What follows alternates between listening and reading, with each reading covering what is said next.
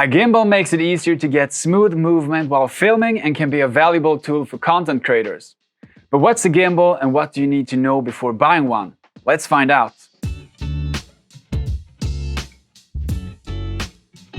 Simply explained, you can say that a gimbal is like a specially designed tripod that, with help of small built-in motors, compensates for your movements so that the camera is completely stable during use. Most gimbals have 3 axes, which help stabilize the pan, tilt and roll of your camera. So whether you turn left to right, back and forth, or roll your gimbal, your camera will still be leveled. Depending on the gimbal, different modes can be set. If, for example, you want the gimbal to follow when you pan to the left and right, when you tilt up and down, or both. The main purpose of a gimbal is to stabilize your camera so that you get smooth movements when filming. And a gimbal can be used in many different situations and projects.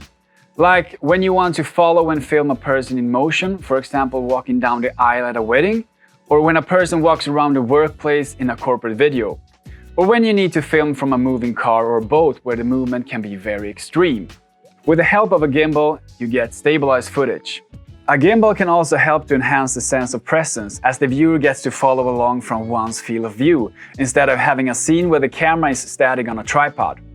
With a gimbal, you also get the ability to do cool camera movements that would be really hard to do handheld without stabilization.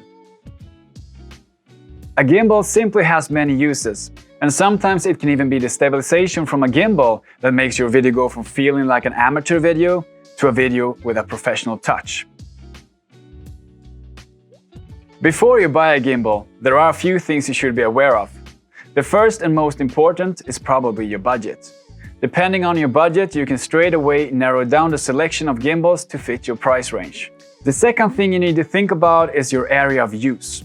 If you want to film at a fair, vlog on a trip, or simply just get a little more professional feel on the content you create for your social media, then maybe a small, flexible gimbal for smartphones that can fit in a smaller backpack is the right pick for you. But if you, on the other hand, are filming a longer event or a wedding and you want to use a camcorder or DSLR, you need a gimbal that is suitable for that. Depending on your equipment and what you're gonna film, you may need a gimbal that can handle more weight, have a long battery life, or maybe even the ability to add a double grip to distribute the weight of the gimbal and the camera on your hands. The third thing you need to consider before buying is the maximum capacity of the gimbal. That is how much weight of a camera or equipment that the gimbal can handle. So what you need to do is to add up the total weight of your equipment that will sit on the gimbal, calculate the heaviest lens you're going to use with it, and don't forget to add the weight of any accessories, such as an L-mount or a microphone that you attach to the camera. We recommend that you have some wiggle room and choose a model that can handle a higher maximum weight than your equipment. By doing this, the motors avoid working too hard, which can cause the batteries to drain faster. And in addition, it can also fit your needs for a longer period when you in the future upgrade to other lenses and add additional accessories to your camera that might increase the weight. Before using your gimbal, it needs to be balanced to fit the weight of your camera and the lens that is mounted on it. If you are a beginner, it can be a bit tricky and time-consuming, so it's important that you take your time to look at tutorials and just keep on practicing, and you will soon get the hang of it. To avoid rebalancing your gimbal before each use, a good tip is to buy a quick release so that you can easily remove and attach your camera from a gimbal and keep the same settings the next time you use it. But if you have switched lenses or changed the weight of your camera since the last balancing, you will need to readjust it again before using it. When the camera is balanced on the gimbal, it's time for calibration or a balance test, and this is when you power on the gimbal.